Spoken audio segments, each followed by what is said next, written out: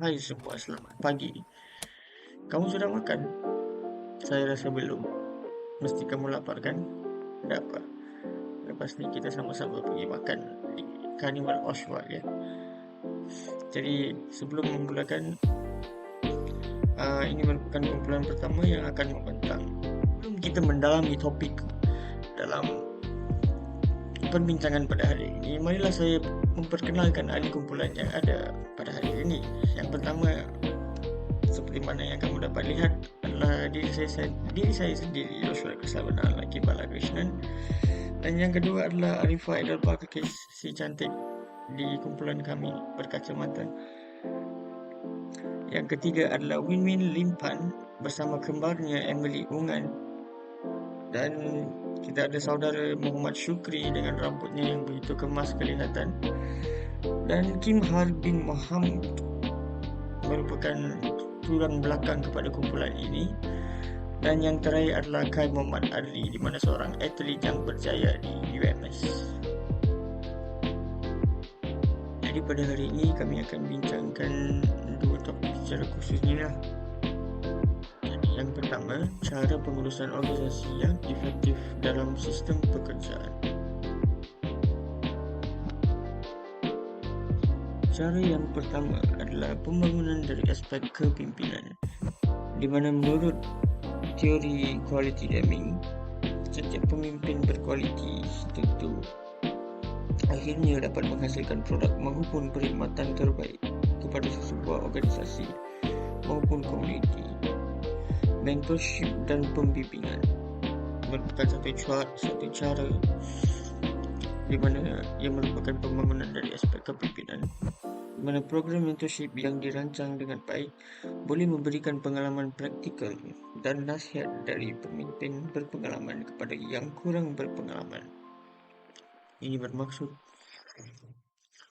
pekerja yang berpengalaman boleh menjadi sebuah idol ataupun sebagai tunjuk ajar kepada yang kurang berpengalaman, supaya mereka sama-sama dapat membantu kepada kejayaan organisasi.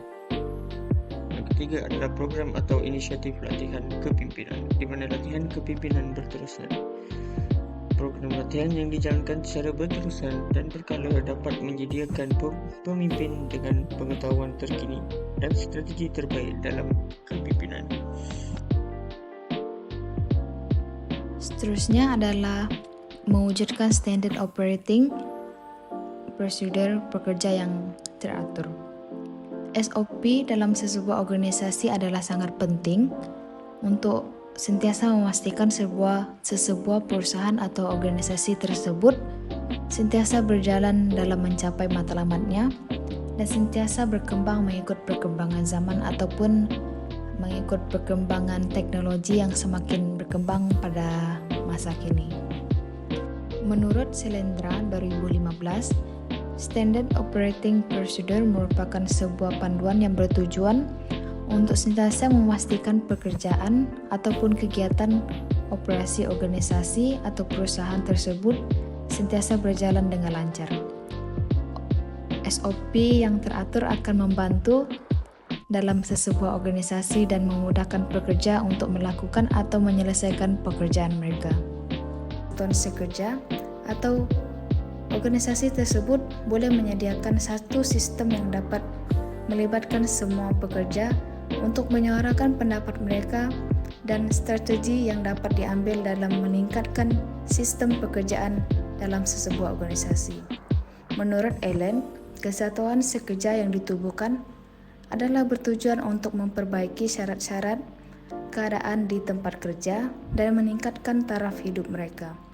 Dengan ini, proses penilaian dan memudahkan pengubahsuaian strategi dalam organisasi tersebut. Manakala daripada pengurusan organisasi yang efektif dalam sistem pekerjaan dari aspek komunikasi berkesan dapat dilihat daripada mesyuarat berjadual seperti penetapan mesyuarat yang tetap untuk mengemaskini pasukan tentang perkembangan dan perubahan Ini bagi memastikan masa mesyuarat dijadwalkan serta menghormati setiap pihak yang terlibat. Seterusnya, sistem sumbang saran dan perbincangan secara terbuka. Penggalakan sesi sumbang saran untuk menghasilkan idea kreatif serta memberikan peluang kepada ahli pasukan untuk menyerahkan idea atau input. Tinjauan daripada kepuasan pekerja. Tinjauan ini dijalankan secara berkala untuk penilaian tahap kepuasan atau memahami keperluan pekerja. Digunakan hasil ini untuk membuat penambahbaikan dan diperlukan dalam komunikasi. Seterusnya adalah komitmen kepimpinan. Pemimpin yang dijadikan contoh sebagai penggerak komunikasi yang terbuka dan telus serta memberikan hala tuju yang jelas dengan memastikan visi dan misi organisasi dipahami oleh seluruh pasukan. Dan yang terakhir adalah sistem amaran awal. Dengan membina sistem amaran awal bagi menangani isu ataupun perselisihan faham dengan segera serta mengelakkan peningkatan masalah yang dijadikan sebagai puncak utama penjejasan produktiviti dan keharmonian. Organisasi yang efektif dalam sistem pekerjaan dari aspek pengorganisasian dapat dilihat daripada penganjuran berkesan untuk kejayaan organisasi di mana ianya merupakan salah satu elemen utama dalam mencapai organisasi dan menjalankan operasi harian dengan berkesan.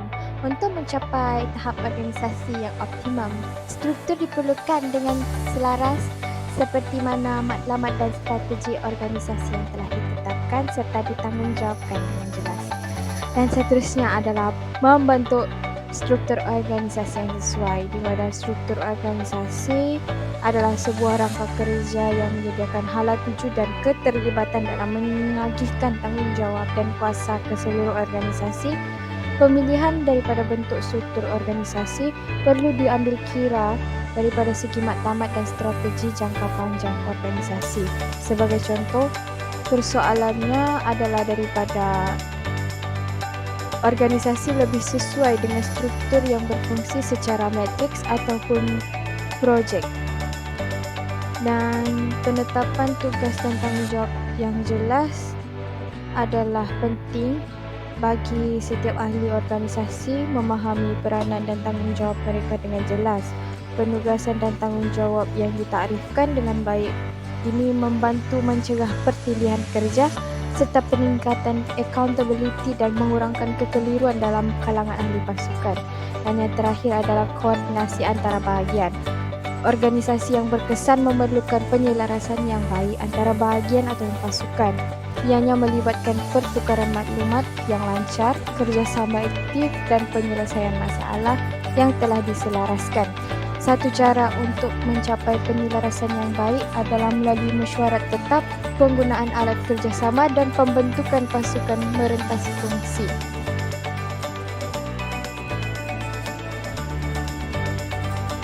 Kesan pengurusan organisasi yang efektif kepada sistem pekerjaan.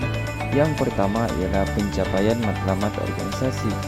Pengurusan kerja yang baik akan membantu organisasi untuk mencapai matlamat dan visi organisasi.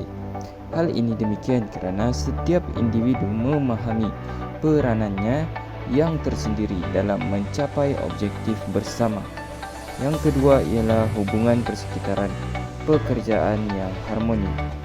Hal ini demikian kerana kepimpinan yang efektif membina perhubungan kerja yang baik antara pihak pengurusan atasan dan pihak pekerja.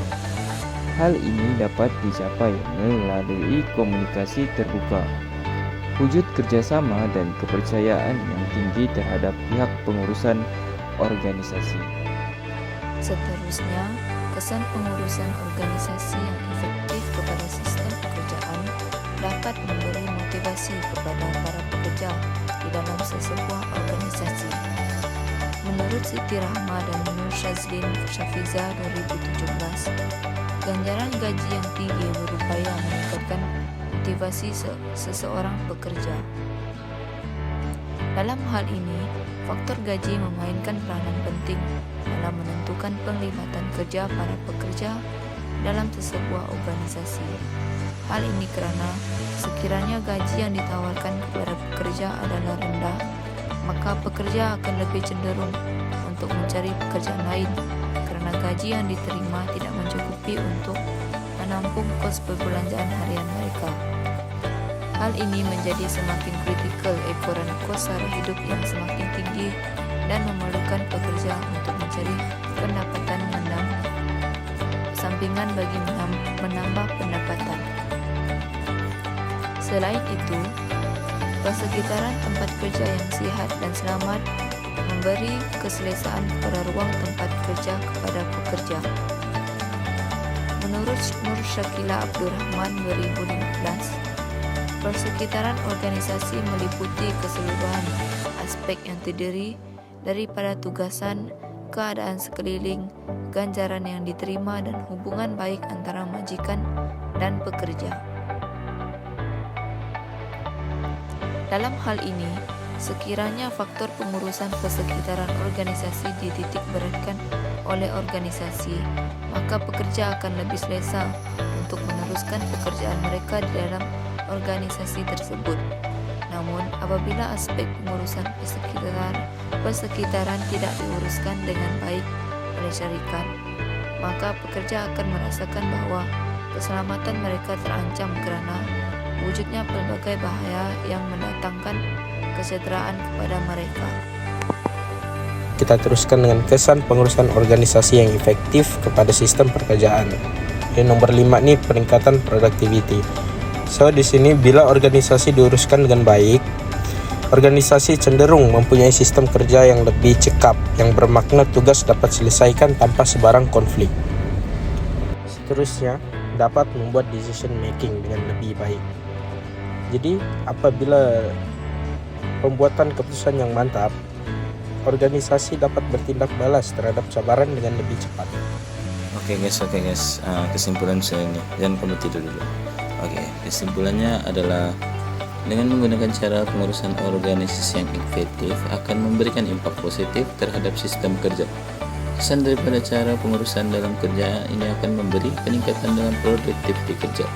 Pekerja yang berasa disokong dan diberi kuasa akan cenderung untuk menjadi lebih produktif. Cara pengurusan yang efektif mampu membantu memastikan setiap pangkat dalam pekerjaan dan setiap individu dalam organisasi mempunyai pemahaman yang jelas tentang makna dan visi syarikat. Di samping itu, pekerja mampu berkomunikasi antara satu dengan yang lain untuk menjadikan sebuah organisasi tersebut menjadi lebih efektif dan supaya tidak berlaku salah paham atau ketidaksampaian maklumat yang hendak disampaikan dalam organisasi. Di sini boleh dilihat bahwa cara pengurusan yang efektif akan memberi kesan yang positif kepada organisasi dari semua aspek. Terima kasih. Baiklah, jadi habis sudah explanation ataupun pembentakan kami, dan ini merupakan senarai rujukan yang kami merujuk secara amnya, di mana kamu boleh baca sendiri satu persatu, dan mana tahu kamu boleh layari juga senarai rujukan untuk membuat bahan bacaan sampingan. Sekian daripada kumpulan kami. Terima kasih. Nikmatilah kehidupan anda.